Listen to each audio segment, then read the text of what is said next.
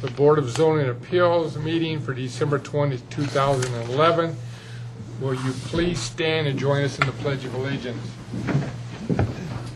I pledge allegiance to the flag of the United States of America and to the republic for which it stands, one nation, under God, indivisible, with liberty and justice for all.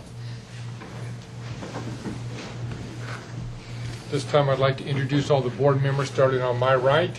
Nancy Plesnarski, Gary Willis, Rita Young, Jim Hilly, Scott Kilgore.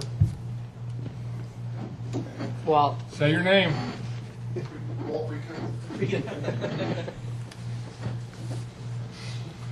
The Board of Zoning Appeals is a quasi-legal board composed of resident volunteers of the City of Milton. The board is charged with hearing requests for variances from the standards of the zoning ordinance and appeals of administrative determinations. With regard to decisions on primary variances, the board's basis for decision is provided by these four considerations.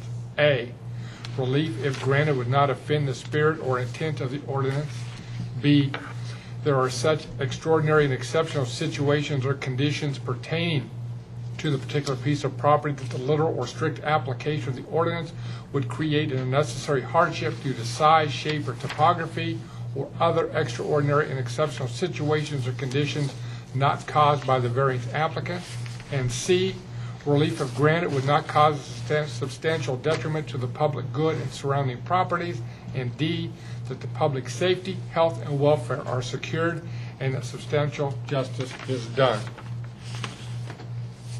This time we need to have a motion to approve the November meeting minutes. I'll move to approve the November minutes. We need a second. I'll second. Any discussion? All in favor, raise your right hand. Opposed, same size. Passed unanimously. Our first case is V11-011 to allow an accessory structure to be located in the front yard. Angela, are they here, or are we deferring this again? No, sir. Staff would like to request a deferral on this once again. Okay. Do we have a motion to defer till the January meeting? I move that we move it, defer to January meeting. We have a second? Second. Any discussion? All in favor of deferring V11-011 to January 2012, raise your right hand. Opposed, same sign. Passed unanimously. Brings us to V11-019 to allow a destroyed structure to be rebuilt in its current location, encroaching into the 60-foot front setback. Angela, will you please present? Thank you. The site, Seven Gables Farm, located at 14495 Hopewell Road, consists of 26.33 acres, zoned AG1. The property includes a single-family residence and several farm outbuildings. The original house, built in 1866, was remodeled and added onto in 2011. The house was destroyed in a fire in October of this year, and the remains have since been demolished and removed. The applicant, Ronald Bogino, proposes to rebuild the house as it was before the fire in the same location. At its closest, the original house was 15 feet from the right-of-way of Hopewell Road. The new house will be rebuilt on both the existing foundation, both original and the addition. Section 6449-4B states that destruction by any means of more than 60% of the gross square footage of a structure shall require that the structure be reconstructed in conformity with the provisions of this ordinance. Since Section 64416B states that AG1 property requires a 60-foot front setback and the house is 15 feet from the right-of-way, a variance will be required. On December 6th, the DRB offered the following comments. They had no concerns or conditions. It's December 6th. We also held a focus meeting with staff, building plan review, site plan review, and the DOT had no issues. The arborist stated that existing shown trees, the trees as shown on the site plan are to be saved. The standards for condition, the applicant responds to the four stated standards for conditions as follows. As the original part of the farmhouse was more than 150 years old, my intention is to preserve and rebuild the home to as near as possible the original, saving what I can of the original structure and interior. The design and look of the house will be the same as before the fire. Many of our friends and neighbors have expressed the desire to have the farm and its landmark value to our community restored to prior conditions. Should the board choose to approve the application, staff recommends the following conditions. Install tree protection fencing to protect the existing trees. This concludes the staff presentation. Okay. Any questions to staff from the board members?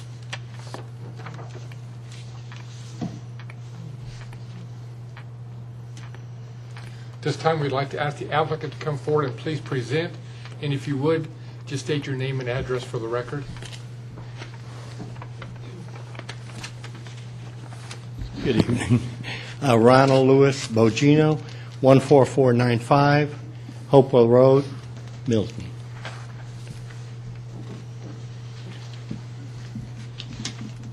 Did you want me to? Go ahead and present. Say whatever you want to say. I don't know if you're familiar with Seven Gables, and we took a lot of pains in the addition a couple of years ago, and when it was finished, it just looked like a much larger farmhouse. And of course, it got destroyed in the fire. Our intention and hope is to build it in the same place and to restore, as near as possible. In fact, it should look exactly the same. The only difficult part might be parts of the 150-year-old portion, but we're working pretty hard in finding some old materials and fireplace mantles and stairways and stuff like that. But we'd like it to be back just like it was and look exactly the same. And our neighbors kind of tell us it's sort of a landmark thing for driving directions. And that's what our intent is anyway. Any questions to the applicant from the board?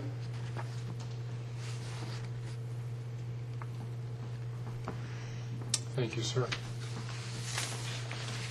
Thank you. All right, that's it? That's it. You want me, I could just have sing a or seat. tell a joke or something? Well, Well, I've got to tell, don't I have 10 minutes? It could be a bad I hate to joke. give up my time. You offend somebody, so don't take that chance. Can you fill out the yellow card for me, please? Thank you. Thank you. thank you. This time, we'd like to open the floor for public comment, if there is any. Okay. Since there is none, sir, you do have a opportunity to say anything else that you would like to say, if you have anything else you'd like to add. No, just that we'd like to put it back just as it was. Thank you very much. I have my builder here, in case you have any questions for him, the man who built it the first time, not 150 years ago, but a couple of years ago, but Mr. Simon is here as well. Okay. Any questions to staff from the board members or to the applicant? I have one question. Yes, sir. What was the determination of the percentage of square footage that was destroyed? I think they consider it 100%. Okay. Any other question?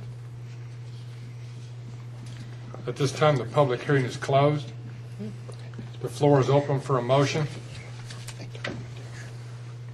Yes, sir.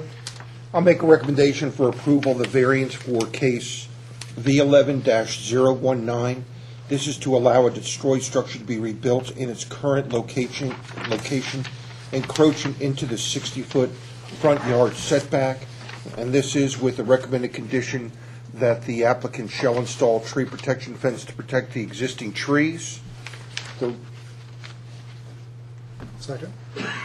The reason I'm making this recommendation is basically because this is stated in the applicant's letter as well as in his presentation, that this is a house that was previously there, and basically they're doing nothing more than rebuilding it in exactly the same location, the same shape, and same configuration We feel that the relief, if granted, would not offend the spirit or intent of the ordinance, that this is an unusual situation where there was an existing house there, and it is very unique to that area of Hopewell Road.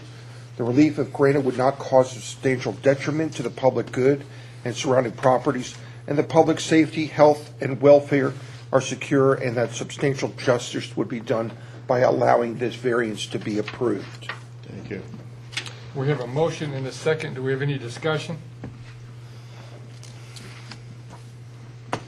At this time, we have a motion and a second to approve V11-019 to allow a destroyed structure to be rebuilt in its current location, encroaching into the 60-foot front setback, with one condition, that is to install tree protection fencing to protect existing trees. All in favor, raise your right hand. Opposed, same sign. Passed unanimously. Thank you very much. Good luck. Good luck. Good luck. Thank you. Have a happy It'll holiday. be beautiful. You'll never know anything happened. Thank you. Great. Can I ask one personal question? Yeah, sure. I've been in business for 25 years, and everybody that walks in my office says, what happened to that house? You know, we didn't know it meant so much to the community until this, a lot of neighbors have always come in, you know, grandkids and children petted the animals, because my wife has a menagerie over there. I didn't know the farm meant so much to the community, Yeah. but after the fire, they came in by, I mean, literally hundreds and hundreds of people with the notes and prayers. It was amazing. Yeah. It's very enlightening, and it sure helped us through it. And I'm delighted. It means so much. It means a lot to us, but we didn't know it meant that much to the whole community. How long ago did it burn down? Pardon? How long ago did it burn down? October, just this past October? September 13th. Okay. Oh, you did everything. It started in the garage about 3 a.m.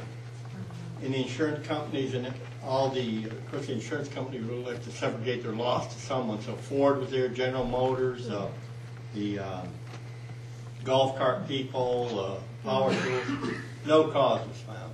We'd like to know that for our own peace of mind, but no cause. It was undetermined. It wasn't electrical. It wasn't anything with the building of it. It was something occurred, and we still don't know. May I ask you, did your big dog survive? Actually, we lost 4 animals. One was the oldest Great Pyrenees, which everyone Yeah, I saw out in the field all the lost time. him, and Yeah. Jack Russell and our 2 house cats. That was the only tough part. The Yeah. grieving part was the animals. The rest, you know, you get over and neighbors help you, but it's still hard. It is. We're going to build it a little differently. Those 2 of the dogs got trapped into their doggy room because the fire started. Yeah, that's the tough part. Well, God bless and good Yeah, luck. good luck to you. I hope you have a Merry Christmas, Happy New Year. Thank you.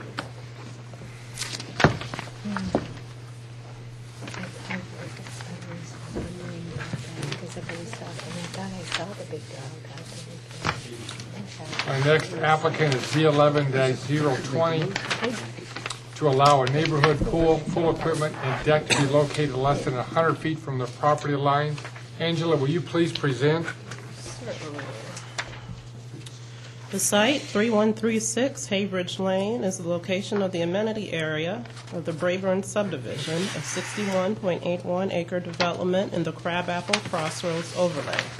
It is zoned MIX for 205Z0117. The subdivision is slated for a total of 45 single-family detached lots and, I believe, 16 single-family attached units, of which approximately 30 lots are under construction or built. The applicant has applied for a land disturbance permit to construct a community amenity center, including a pool house, pool, and parking. The property is bordered on the north and west by single-family lots. The east property line is adjacent to Haybridge Lane, and the south property line is adjacent to McFarland Lane.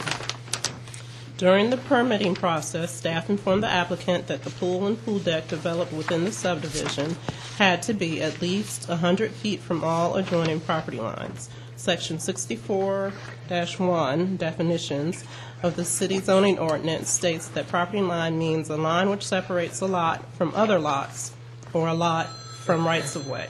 Staff determined that the 100-foot setback referred to property adjacent to interior lots, lots outside the subdivision, and right-of-way.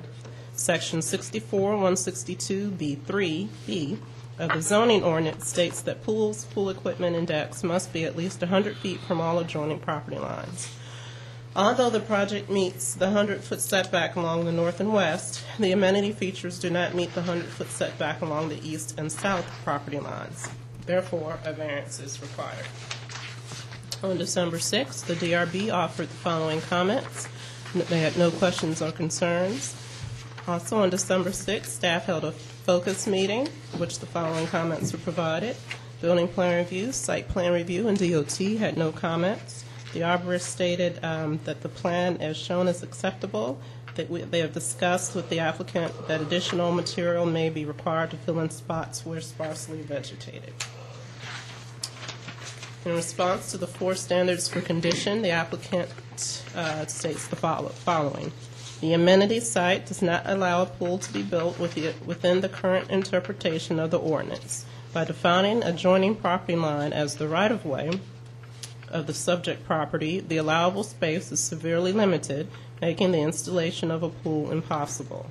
With the power line easement to the rear and our model home constructed to the right, it is not possible to enlarge the amenity site to accommodate the 100-foot setbacks.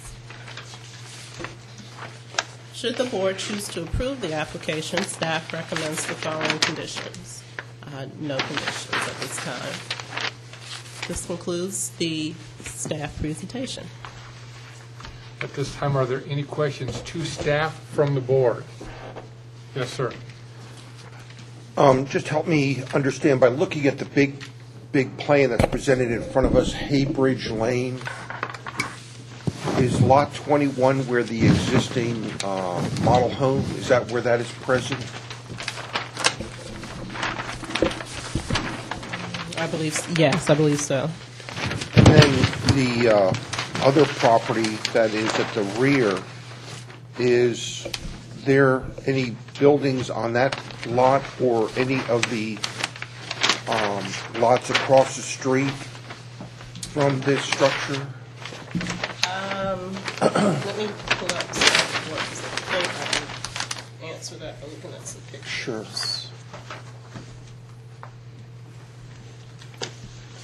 So you can see on page 8, across the street, you can see what's across the street. And that's, I think that's just common area right there between Hunt Ferry and McFarland, so I don't think there's anything there. And then on page 9, at the bottom, you can see those trees, that's a stream buffer. And so those those have to stay there, and beyond that is another lot, and I don't believe anything's built there yet. There are houses across the street, across, what is this, McFarland. So lots 22 and possibly 23? They would be adjacent to, like, below this, like 44. I think there's some houses built over there. Okay. Yeah, there are. I actually run through this neighborhood. All these houses are part of the subdivision. Any other questions to staff from the board members? This time, we'd like to ask the applicant to please come forward and present, and if you would state your name and address, we'd certainly appreciate it. Good evening. I'm Michelle Horstmeyer with John Whelan Homes and Neighborhoods, and our address is 4125 South Atlanta Road in Smyrna. And I guess I can clarify your questions about what's built where. To the, I guess, by my era, to the north, lot 21, that is our model home and sales center. To the rear, to the left, is a 100-foot Georgia Power line easement, and then there are no houses beyond that on that side of the street. Lot 44 is not built on. It's still a wooded lot, And then Lot 45 would be next to it, and there is a home on that. It's kind of past the arrow on your sheet. The corner of Huntberry and Haybridge is Lot 39. There is a home there, but we still own that home. It has not sold. And Lot 22 is a sold and closed home.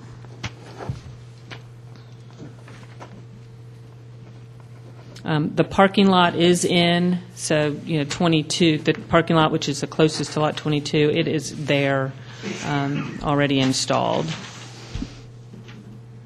So on your plat, with the lot lines, when we were designing this, we interpreted adjoining lot line to be like the lot line of 22 across the street, of 39 across the street, of 44 across the street. And then we are 100 feet off of 21.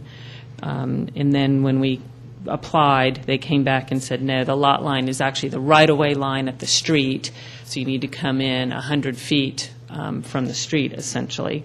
And you can see the little tiny triangle that leaves us to build a pool on this site, which is just, not,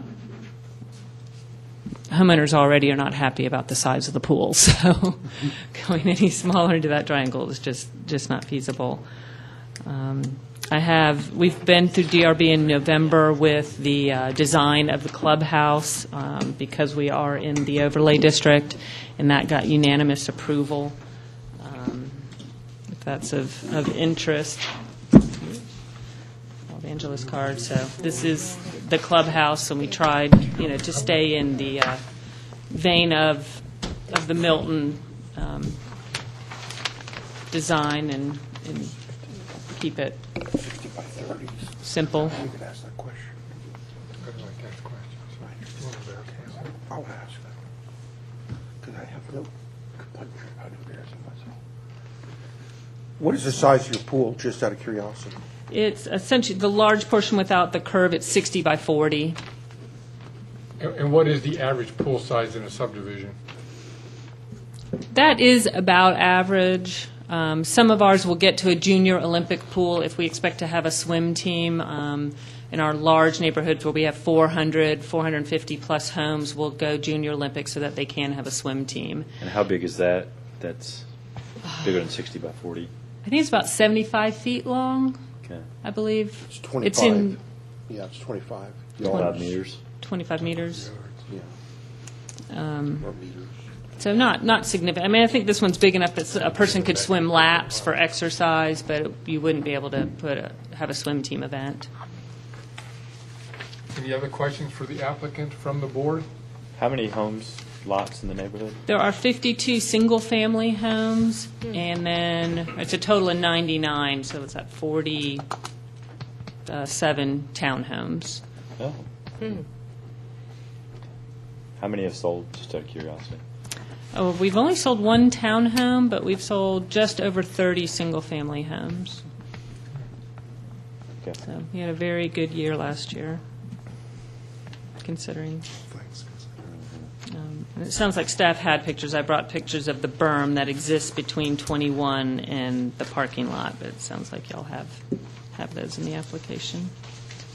Any other questions for the applicant at this time? Thank you. Thank you. At this time, we'd like to open up the floor for public comment, if there is any. As there is none, do you have a closing statement, or? No, just we are anxious to build the clubhouse we started the application process back in the fall, and, we're going to do everything we can to have them swimming by Memorial Day. So an approval here would certainly help us get that permit in January and be able to get started for them. Thank you. Any additional questions to staff from the board? This time, I'd like to close the public hearing, and the floor is open for a motion.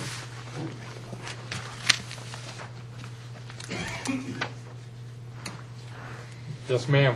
Yes, I move that we go forward with the petition number V11-020 to allow a neighborhood pool equipment, and deck be located less than 100 feet from property lines. And that's, do I need to put the address too? No, just, you're agreeing to that. Okay. And with any stipulation? There are Condition. no conditions. With no conditions. So recommending approval, right? Yeah, recommend approval. Do we have a second? I'll second. Second. Do you want her to go through all those 4 steps? You want to go through the 4 steps? Okay. And that's what I was going to do, but I guess I was jumping it. Okay. Go. Okay, and the approval of the variance is based on the following considerations. Relief, if granted, would not offend the spirit or intent of the ordinance. There are such extraordinary or exceptional situations or conditions pertaining to the particular piece of property that the literal or strict application of the ordinance would create an unnecessary hardship due to the size, shape, or topography or other extraordinary and exceptional situations or conditions not caused by the variance applicant. Relief is, if granted, would not cause a substantial detriment to the public good or surrounding properties, and that the public safety, health, and welfare are secure, and that as substantial justice is done. We have a approval and a second. Any discussion? I would like to make one addition.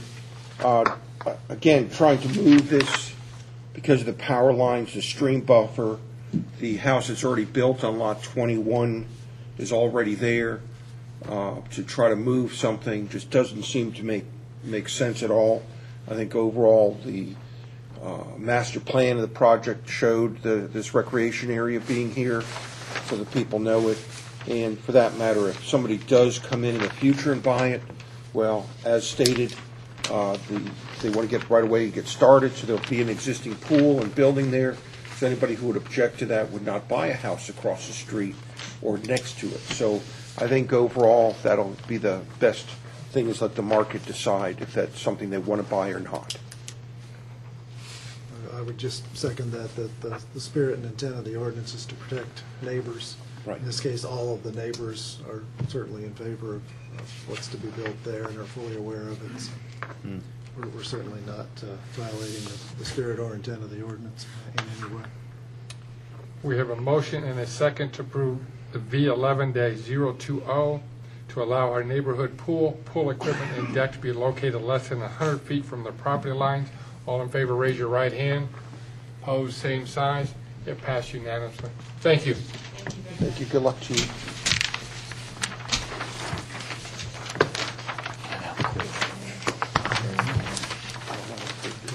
Any new business? I have one thing. I can get Mr. Kilgore to join me on here. Yep.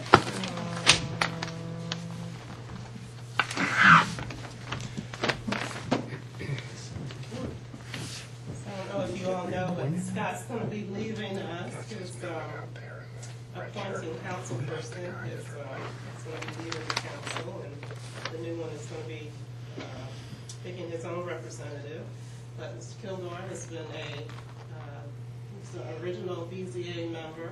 It's been 5 years now, and he has been a very valuable and contributing member of the BZA, and we just wanted to let you know how much we appreciate your contribution and your work and taking the time to come out here every third Tuesday and listen to people and make informed decisions. And we just have a little thank you from the city. Scott Kilgore, with heartfelt gratitude for your effort in the launch of the City of Milton and for your tireless efforts as one of Milton's inaugural Board of Zoning Appeals members. And we all thank you.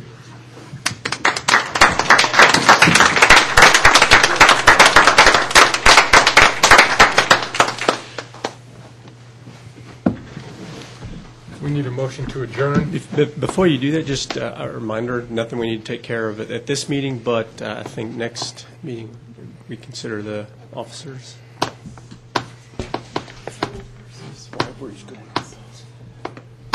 We need a motion to adjourn. I'll make a motion to adjourn. We need a second. Second. All in favor, raise your